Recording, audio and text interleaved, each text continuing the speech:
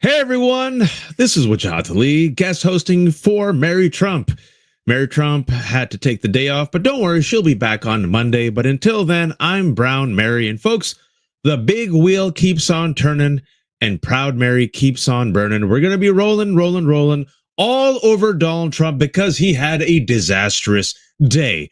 Do you feel great again? Probably not, because some of the worst numbers the stock market has posted in months on Donald Trump's watch. Measles has gone up, prices of eggs are up, job numbers are terrible. So what does Donald Trump do? Distract.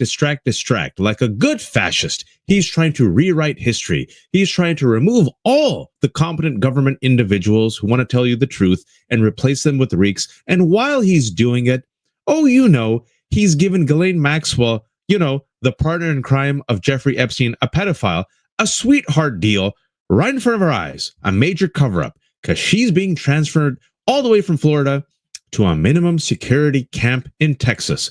Why, folks? Why? And furthermore, the cruelty doesn't stop. Even though Donald Trump is flagging in the ratings, we now know that these poor folks, these immigrants, these brown men who were sent to CCOT, they're coming back, folks, and they are telling their stories of torture, of assault, and rape. Folks, it's a lot to uncover, but we got you covered. And today, let's go against fascists. Let's actually take out a fascist on a Friday. It ain't Taco Tuesday. It's take out a fascist on a Friday. Let's dive into it.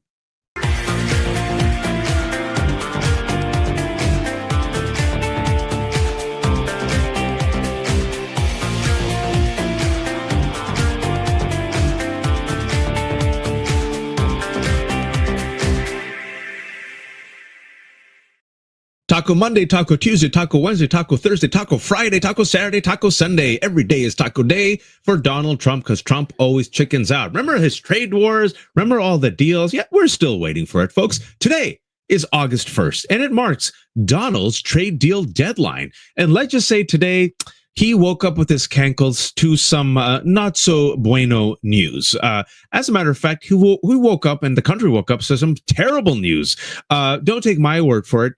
Just take a look at CBS News' coverage. Lexi, please. Now, we start with breaking news. The new jobs report and the president's tariffs are dragging down U.S. markets at this moment. The July jobs report you see right next to me, this just came out moments ago, and it's weaker than expected. You have just 73,000 jobs added last month.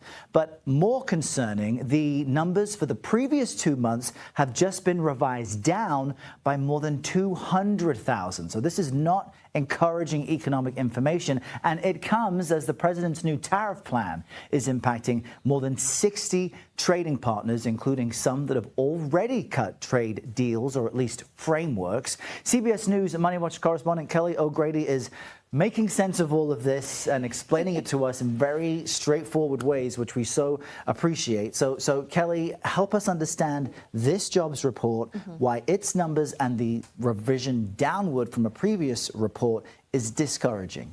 So this gives us a sense that the labor market is slowing down significantly, right? I mean, that number coming in less than 100,000, which was where most analysts expected the July jobs report number to come in, was already concerning. But as you mentioned, we had revisions down to May and June as well, to the tune of over 200,000 jobs. And what that tells you is the significant slowdown is not just a July thing. This has been happening for the past few months. And really what made me nervous was in that June revision, when you look at it all together, it showed that the private sector, right, so not government, everything else, added only 3,000 jobs in June. So, what a shocking surprise. A man who has declared bankruptcy 6 times, a man who has bankrupted 2 casinos, a man who has somehow squandered his rich daddy's $400 million, a man during his first presidency had catastrophic ratings and also tanked the economy during a once-in-a-lifetime pandemic. Once he was reelected, voila, the economy is doing terrible. As the markets saw the red flag, they went red themselves. As the New York Times put it, stock market posts worst week in months on renewed economic fears. The S&P 500, folks, it was just reported, closed the day down 1.6 percentage points, capping off one of the worst weeks since Donald first announced the tariffs, the tariffs back in April, the tariffs, the trade wars. Yeah, he still doesn't understand that tariffs are taxes that we have to pay that increase the prices of everything. But of course, this is Donald Trump. And I believe UPenn, Wharton School, should give him a refund because clearly this mother effer is the worst graduate of Wharton of all time. The labor report, facts, data, numbers, rattled Donald, who wants you to live in his fictional reality. And in true Donald Trump fashion, and I should say true authoritarian fashion, because what we're about to mention, folks, is what happens in authoritarian regimes. Instead of accepting responsibility, instead of confronting these dire numbers that might, signal a recession, what does he do? He goes down to his broke down social media site and he just starts firing people. Literally. Let's just read it. I was just informed that our country's job numbers, I have no idea what job numbers are in quotes, but so be it, are being produced by a Biden appointee, Dr. Erica McAnterfer, the Commissioner of Labor Statistics, who faked the jobs numbers before the election to try and boost Kamala's chance of victory. We need accurate job numbers. I have directed my team to fire this Biden political appointee immediately. She will replace with someone much more competent and qualified. Important numbers like this must be fair and accurate. They can't be manipulated for political purposes. This man projects. It's pure projection. He can't help it, folks. I'm going to read that line one more time. She will replace with someone much more competent and qualified. Important numbers like this must be fair and accurate. They can't be manipulated for political purposes. The economy is booming under Trump. Again, he quotes himself. Why? I don't know. Despite a Fed that also plays games, this time with interest rates, where they lowered them twice and substantially just before the presidential election, I assume in the hopes of getting Kamala, again, why is it in quotes? I have no idea, elected. How did that work out? Jerome, too late Powell, should also be put out to pasture in quotes. He has tried to get rid of Jerome Powell. He has said, who's the person who appointed Jerome Powell? And people said, you did. Folks, so now everything is fake.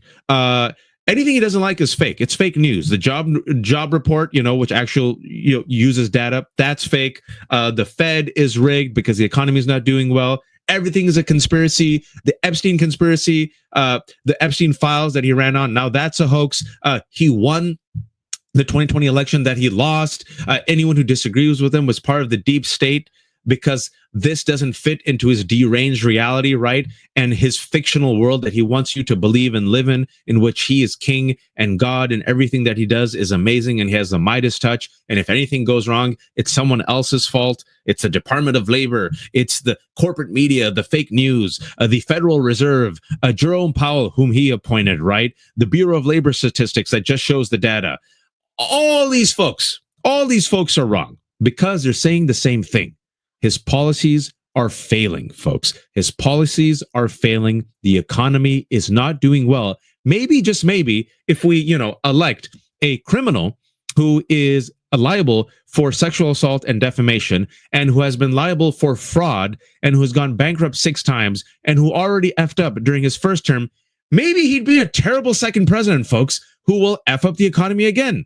But this is America. We live in the United States of amnesia, and we forget Donald Trump, his track records, his actions, his behavior, his rhetorics, and he made good on his social media tantrum. Folks, the commissioner of the Bureau of Labor Statistics, her name, I want to pronounce it, McAnterfer, was fired this afternoon. He actually did it. He fired this lady simply because the Bureau of Labor Statistics literally just gave us the factual information that job growth was extremely weak, and he wants to gaslight us in real time, folks. He wants to gaslight us in real time.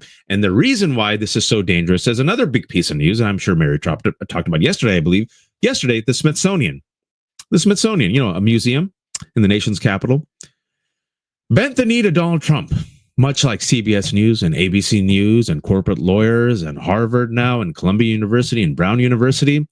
And Smithsonian Museum has now changed their exhibit. Now, there's not 4 presidents who were impeached. Now it says there were only 3, because Donald Trump didn't like the fact that they mentioned he is twice impeached. He holds the record for being the president who has been most impeached, Donald Trump. So now the Smithsonian is rewriting history to placate Donald Trump's ego. Where has this happened before, folks? In authoritarian regimes. I'm going to remind you, George Orwell wrote in 1984 a dystopian novel in which a totalitarian government, Big Brother, rules and controls through fear and through banning banning books and rewriting history. The final, most essential command of the party was not to trust the evidence of your eyes and your ears. The final, most essential command. He is gaslighting us in real time. This is why the truth matters, folks. This is why you have to remind everyone, Donald Trump, twice impeached, regardless of what the Smithsonian says.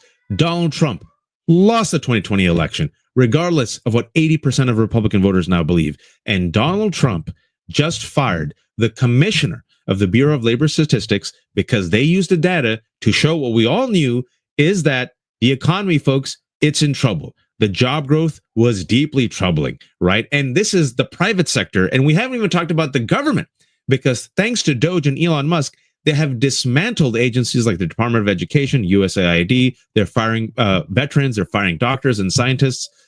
And the big, beautiful bill from hell, folks, he is negative 25 on that. He's negative 44 with independence. And it's going to take $1 trillion out of Medicaid, but adds $180 billion to ICE and gives permanent tax cuts to the rich by adding $3.3 trillion to the debt. Do you feel better? But of course, we want to live in Earth 3, where Donald Trump's economy is allegedly booming. And we also want to live in Earth 3, where apparently Donald Trump wants you to believe that Jeffrey Epstein, the man that he partied with since the late 80s, he had nothing to do with them. Oh, you know, they just once in a while just met at cocktail parties. And he also wants you to believe that the Epstein files and the Epstein scandal that Dan Bongino and Pam Bondi and Donald Trump and MAGA promoted for 10 years to promote the QAnon conspiracy that said that everyone who opposed Donald Trump was part of a liberal, deep state, international conspiracy in which we worship the devil and molest and kill children. I'm not making that up. That conspiracy that animated his base, that conspiracy that helped him get elected because he said, I'm the only one that can take on the deep state. Now he's saying it's an Epstein hoax created by Obama and Clinton. And don't worry about it. Just don't pay attention anymore. And anyone who believes it, it's buying the bullshit.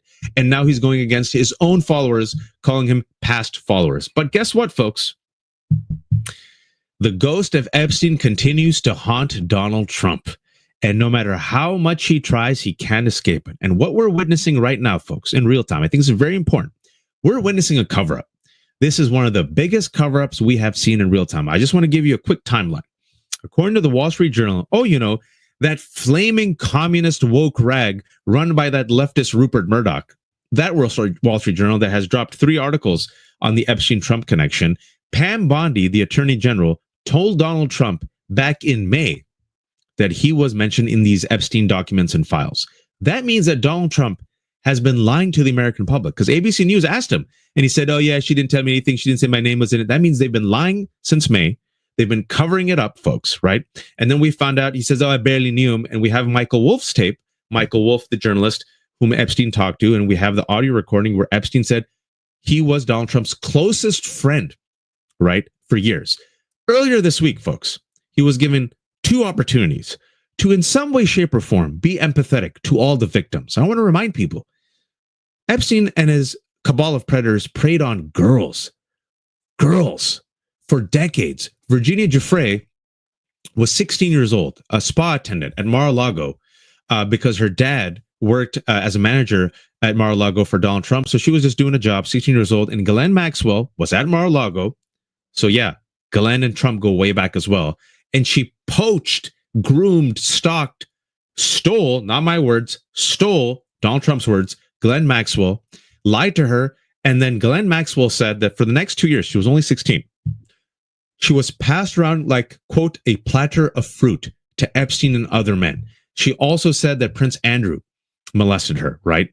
And Virginia Giuffre was, folks, she died in April by suicide. That means from the age of 16 to 41, she has suffered. Other women, who are alive say that Ghislaine Maxwell was perhaps even worse than Epstein because they trusted Ghislaine Maxwell and she stalked them, preyed on them, groomed them. In the case of the farmer sister, actually molested them with Jeffrey Epstein. That Ghislaine Maxwell, folks, that Ghislaine Maxwell is in the news today. And that Ghislaine Maxwell, I want to jump for a second before I talk about the redaction.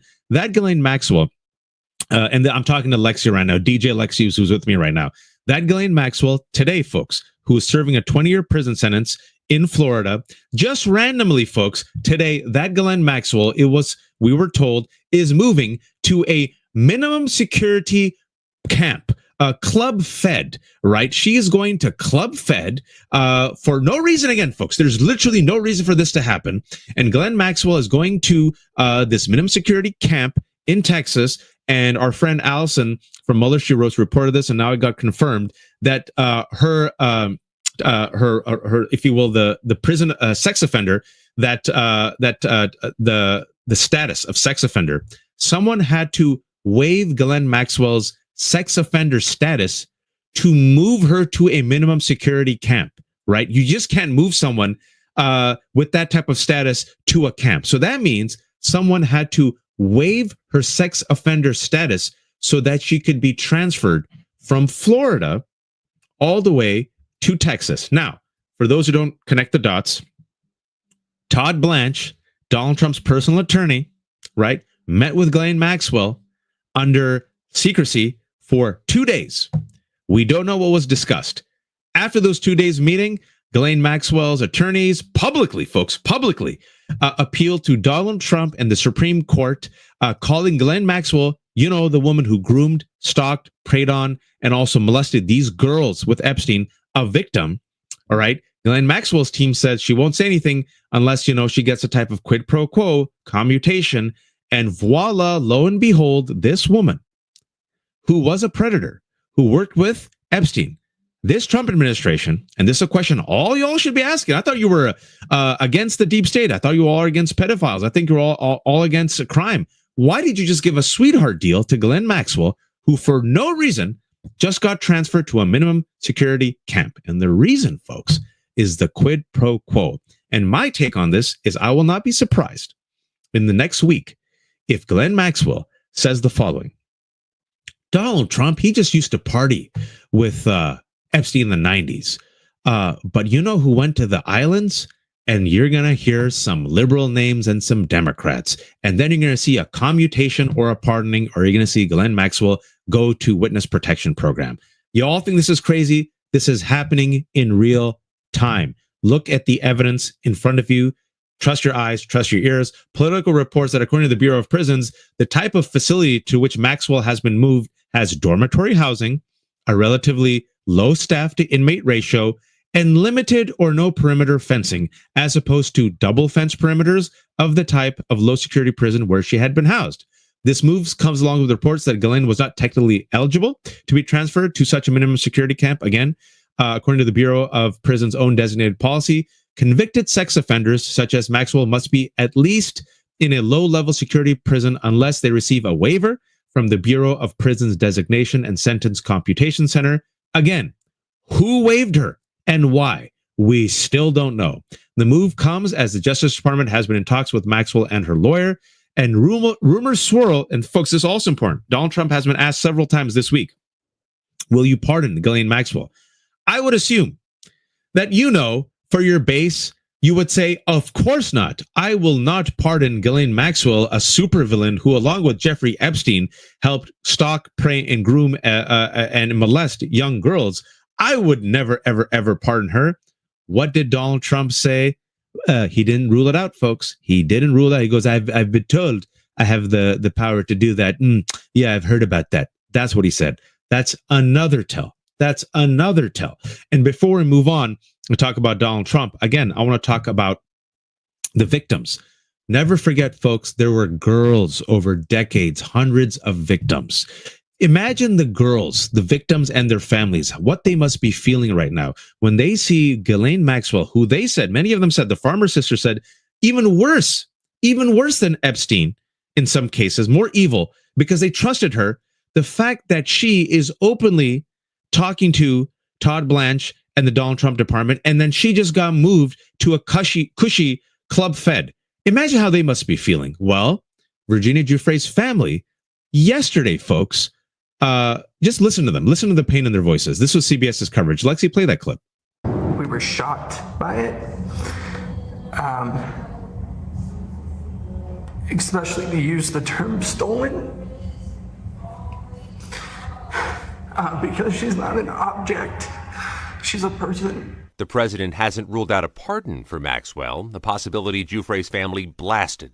The word that comes to mind is it would be an abomination. On Thursday, the president again faced questions about his claim Epstein stole Giuffre from him. I said, if he's taking anybody from Mar-a-Lago, he's hiring or whatever he's doing. I didn't like it, and we threw him out. While Giuffre's family said before she died, Giuffre pushed for all the documents in Epstein's case to be released. She wanted the world to know what they've done to her and so many other survivors, and she had been fighting that to her very last day.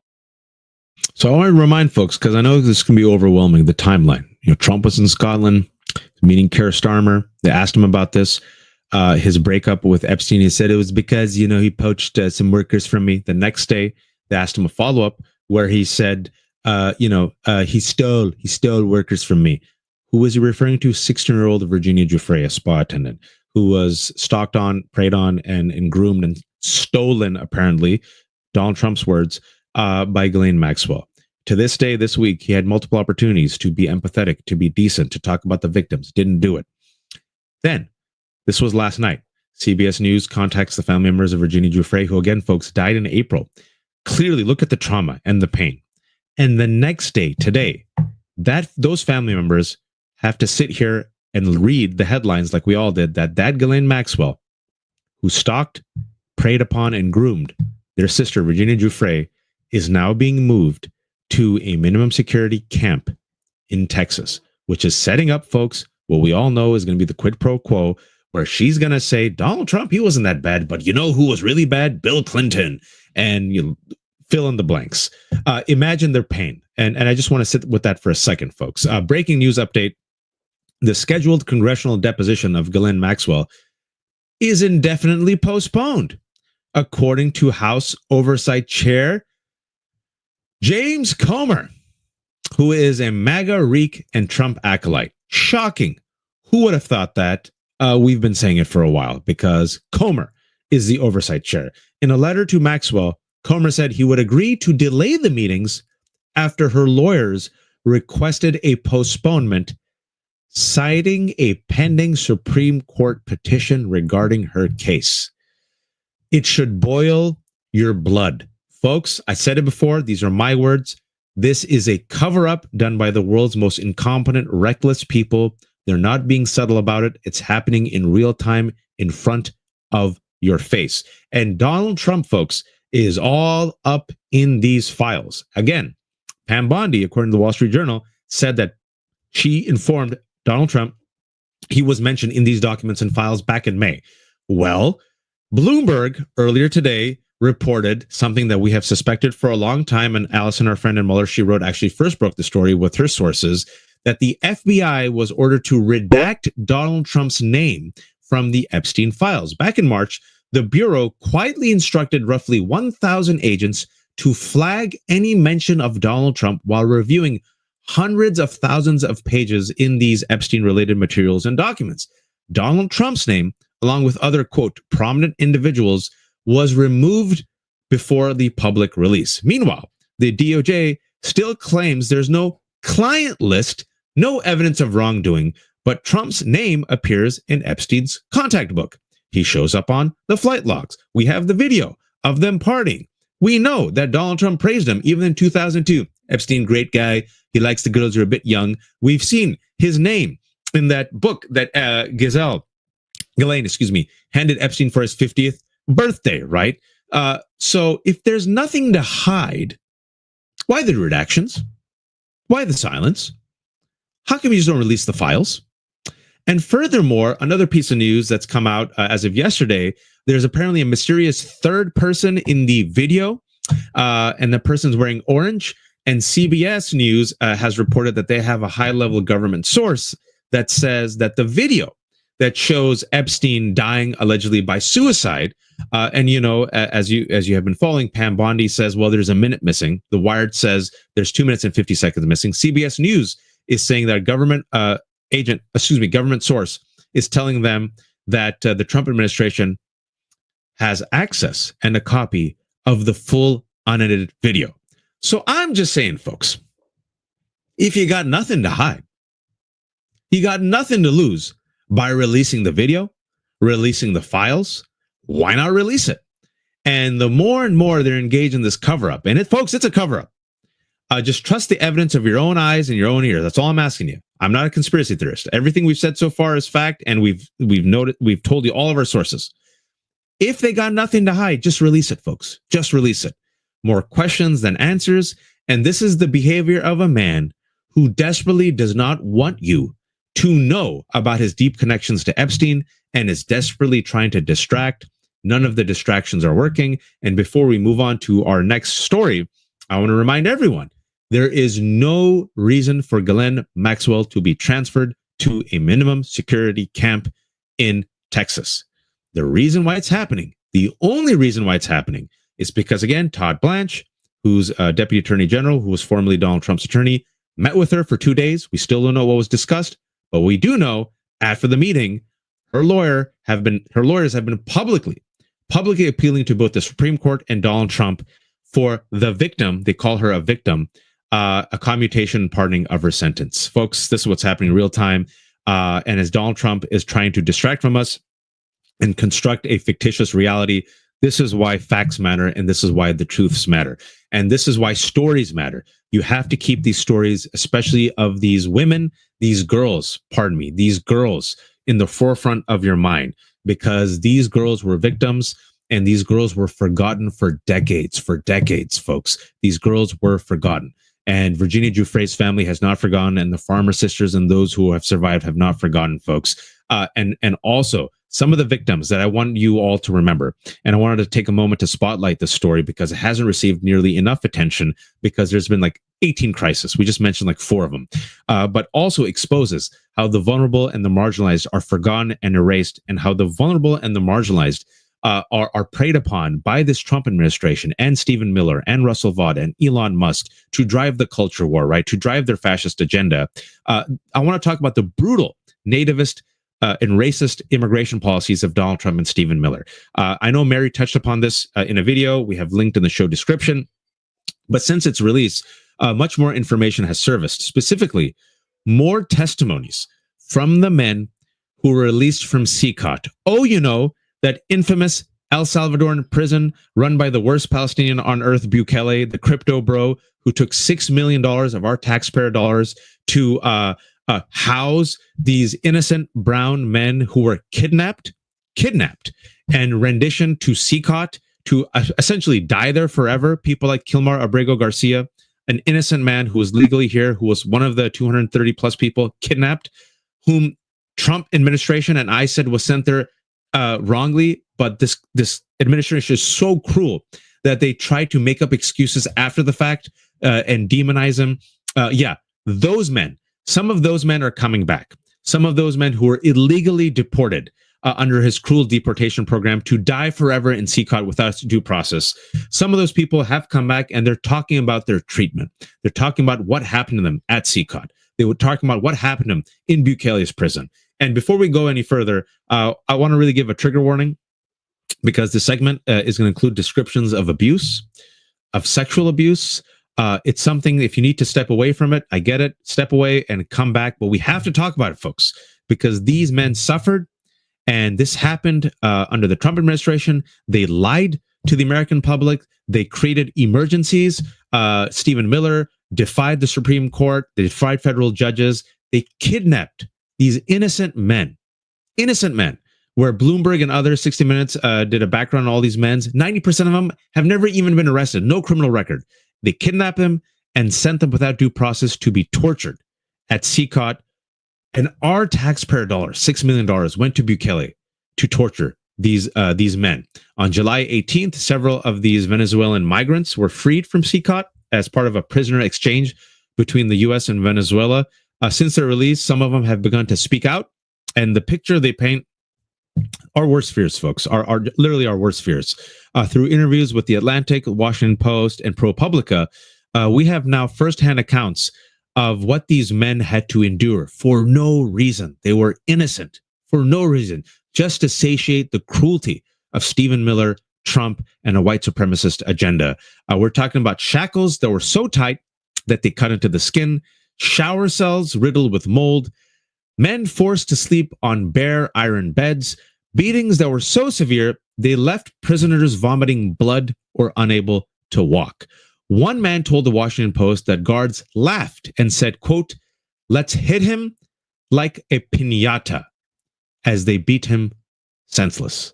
While some might discuss these reports as fake news or, ignore them entirely, ProPublica further published an on-record interview with three of the men, Juan Jose Ramos, Andy Blanco Bonilla, and Wilmer Vega Sandy.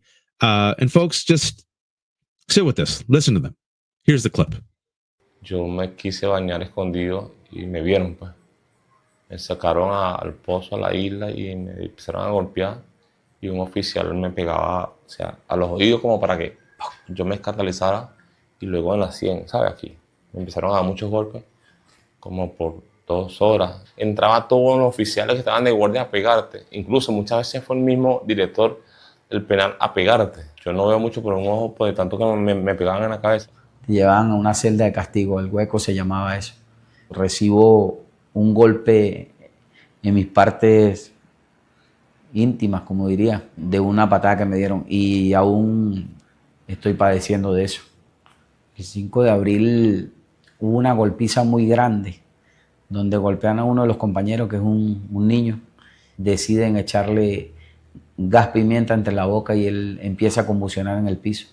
Él botaba espuma por la boca. Nos dijeron que el muchacho había muerto y ahí, gracias a Dios, está con vida. Regresó con nosotros. Cuando viene la Cruz Roja la primera vez, nosotros hablamos, pero el hablar nos costó una gran paliza. Hicieron uso de las armas, donde usaron perdigones de gomas y de plástico, donde resultaron muchos heridos. Heridos en la cabeza, en la frente, en las piernas, en las espaldas, en el pecho. Tuvieron muchísimos que intentamos quitarnos la vida allá adentro. Decíamos, yo prefiero morirme o suicidarme yo que seguir viviendo esta experiencia. Que todos los días te levantaran a las 4 de la mañana para decirte groserías, para golpearte, por seguir escuchando las rejas a tus hermanos como los golpeaban, que muchas veces pedían auxilio, pedían que ya, no me pegues más, prefiero que me mate. Words matter, folks. Stories matter. Truth matters. And the reason why words matter, and the reason why I don't use words like illegal alien, is because they dehumanize people. I went to Poland, I went to Auschwitz, I visited, and I remember this was during the first Trump administration. We were just talking about the first Trump administration dehumanizing language against immigrants, against Muslims. One of the people who was there, a tour guide, who volunteers his time, he leaned in. He goes, I can't help but hear what you were all saying. And he says, that's how it begins, right? We're like, what? Well, that's how genocide begins. It's through dehumanization, through language. And these, it's important. We oftentimes just call them immigrants, migrants from, Venezuela. And that's also, it can lump them in. And you can forget that these are men with names, with lives, with families, with hopes and dreams. And it's important to name them. And I want to name one individual in particular. One individual who was taken, André Hernandez Romero, the 32-year-old gay asylum seeker from Venezuela, who told NBC News that one day during his imprisonment, he was taken to solitary confinement, where prison staff, quote, made me kneel, perform oral sex on one person, while the others groped me and touched my private parts and stroked me with their batons. He said he could not identify the guards because their faces were covered and the room did not have a light bulb, with only a small amount of light coming in through a hole in the ceiling. Hernandez said the incident left him devastated. And there's a through line, folks. There's a through line. These victims of Epstein, they were dehumanized by the president of the United States earlier this week. He literally said, Epstein stole them from me. Stole. As if Virginia Giuffre was a piece of property. Virginia Giuffre has said that she was passed around, quote, like a platter of fruit, completely dehumanized. They're human beings. They were girls. They had stories. They had hopes. They had dreams. We saw the marginalization and the dehumanization of transgender people, the erasure of transgender people from our history books. It's happening right now from our government sites. These are people. We saw the dehumanization of pro-Palestinian students. Right? Mahmoud Khalil was called Hamas without any proof. Mahmoud Khalil, Rumeza Ozturk, so many of these individuals. Badr Khan Suri, who's not even Palestinian, married to a Palestinian woman, illegally detained and sent to Louisiana away from their family, completely dehumanized. And we now saw it happening to legal immigrants who are here. And so, folks, it's important, as Donald Trump is trying to gaslight us by removing the facts from the Smithsonian. He is twice impeached. If the Smithsonian is going to bend the knee, you and I don't have to. We can tell everyone and remind everyone, twice impeached President Donald Trump, twice impeached. And if Donald Trump is trying to remove, we already did remove the commissioner of the Bureau of Labor Statistics because she didn't provide him with fiction and instead gave you the facts and the truth about the terrible state of the economy and job growth. Our job is to remind everyone that this mother effort is a six-time bankruptcy, did bankruptcy 6 times, bankrupted casinos, completely effed up the economy in the first administration. And because he didn't want the truth out, is now firing this new commissioner, this poor woman. It's our job to tell people the truth. And it's our job to tell people that Ghislaine Maxwell is no victim. Ghislaine Maxwell and Jeffrey Epstein were complicit in one of the worst sex trafficking scandals we've seen in our life, that the cover-up is happening as we speak. It runs deep. And a person who was in the mix, based on all the evidence that we know, was Donald Trump. The truth matters. These stories matter. These people matter. These girls matter. These immigrants matter. All these people who have been attacked and erased by Donald Trump and MAGA and their cruelty, they will not be erased because they are alive. And they need people like us to share their story. I hope you do not mind my rant. I just had to get that off my chest. There was a lot today. I know it's heavy. So we're gonna, not go longer than we usually do. We're gonna keep it at 40 minutes. But before we take some questions from any of you, if you have any questions, I'm here for a couple minutes and give some shout outs to our super chatters. We need to give you some release. And it's okay to have some release. And we call it the emotional support moment. A lot of difficult stories today, folks. A lot of difficult stories as the President of the United States and his MAGA cult is literally trying to gaslight us, and lie to our faces in order to cover up crimes and brutality and child abuse. But we're independent media. We don't let that shit slide. Like I said, today, this Friday, let's go after fascists. And let's also take a moment to breathe. And so for our moment of Zen today, for our emotional support, I'm going to give you guys 30 seconds just to decompress with me. Enjoy the beautiful sights and sounds of this wave crashing off the Hawaiian coast.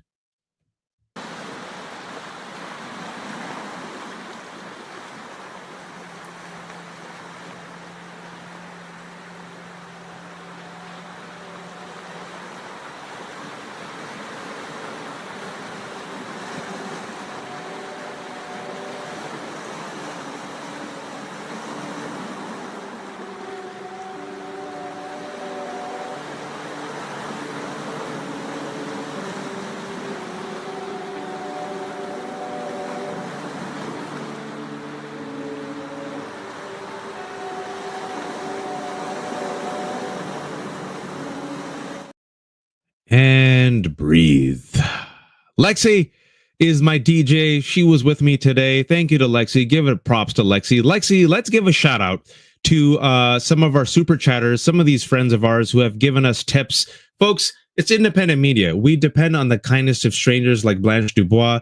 We don't bend the knee to any corporate entity. We say the truth unfiltered and raw. I'm stepping in for Mary Trump. Don't worry, Mary Trump will be back. You can call me Brown Mary until then. Nobody can replace Mary, but I try my best, folks.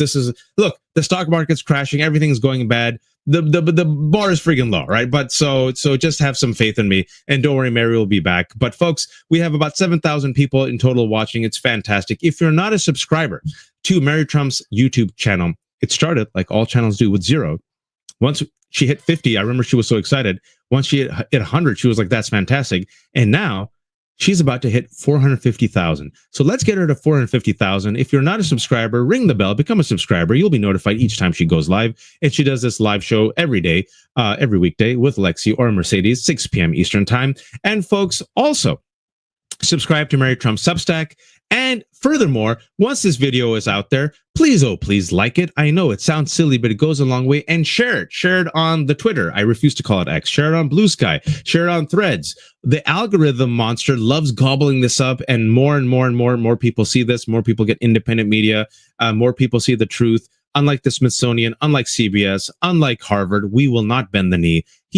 Donald Trump is a twice impeached vulgarian who was indicted for fraud and sexual assault and defamation against E. Jean Carroll. His job report, yes, it's his job report, because Republicans have the House, they have the Senate, they have the media, they have the Supreme Court, and it's Donald Trump who's president. It was a disastrous job report, folks. It was so bad that the stock market posted its worst week in months on renewed economic fears.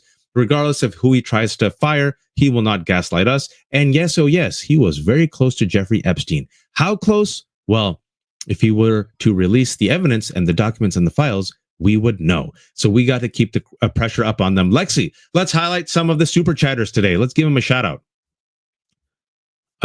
Whoa, Jimmy, $100. Look at you, Jimmy. Thank you so much. That is awesome. I will take $2 of those dollars and buy myself a candy. In the middle of nowhere, $50. Awesome. Thank you so much. $5 even. Elizabeth Brown Mary, thank you. You have great taste. Susan doesn't sleep. Susan is one of the best mods in the business. She comes on my show, Mary's show, Danielle's show. She is awesome. Thank you so much. Lizzie Beth, hello, Waj. I'd say glad to see you, but it probably means Pale Mary isn't well. She'll be back, folks. Don't worry. She works herself to a tizzy sometimes. Dodie, $5. What do you think about the possibility that Trump keeps postponing tariffs to stay in the news rather than just taco? Yes. He's been punting. This man has no plans. And furthermore, folks, I will share with you, this is just my thoughts. I try to bring the receipts. Rupert Murdoch, I said this before, and I said this when I was hosting Mary's show, I think on Monday or it was last week. Last week, I said he was sharpening the knives against Donald Trump. I'm going to edit that and say the knives are sharpened, and now he's in a stabby motion. Because Rupert Murdoch is the one dropping these bombs on the Wall Street Journal. And who met Rupert Murdoch right before the first article dropped? Anyone take a guess? J.D. Vance. So I think they realized that, you know what? We've used Donald Trump for the big beautiful bill from hell. And we got the Genius Act that helps crypto. And we got what we needed from him. We got the Supreme Court. We got the House. We got the Senate. We got Doge in there. Doge is still operating, by the way, right? We got all people's data. We dismantled enough of the government. We don't need him anymore. And also, he's not looking that good, folks. The cankles. And did you notice he lashed out on against Josh Hawley because he misinterpreted what Josh Hawley was saying? And so he lashed out against Hawley, and what he perceived was what he was trying to bring up. So he's not altogether there. So I think, folks, they ain't waiting until 2028. I think they are weakening Donald Trump in real time. And they realized, much like Elon Musk did June 5th, when he posted that tweet about Donald Trump being in the Epstein files, they realized that the Epstein files is his kryptonite. That's my take on it. Nikki Oliver, $5. Thank you so much, Nikki. And then we got a whole bunch of other folks who've come in. Thank you, Kat Soul. You said you just started following me on Substack. I appreciate it. Folks, I'm going to let you go. It's 6:45. It's Friday.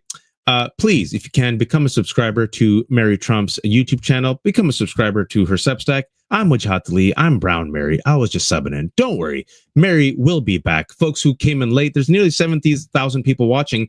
We're going to have this up on YouTube in about 2 minutes. Strongly recommend you watch the whole show. Lexi did some fantastic work. We showed you all the data, all the facts, all the evidence. Again, the final most essential command that Orwell said in 1984.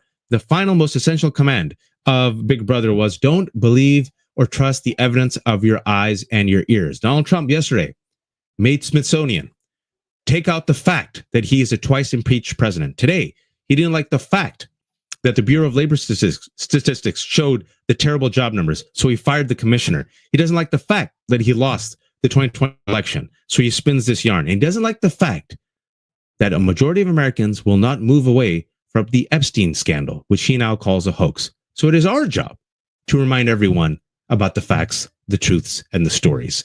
Folks, take care of yourselves, be empathetic, be kind, relax during this weekend, breathe. It's going to be a long walk. Thank you, Lexi, for being a DJ. Thank you for all the work. And please, oh please, folks, don't be a fascist. Take care.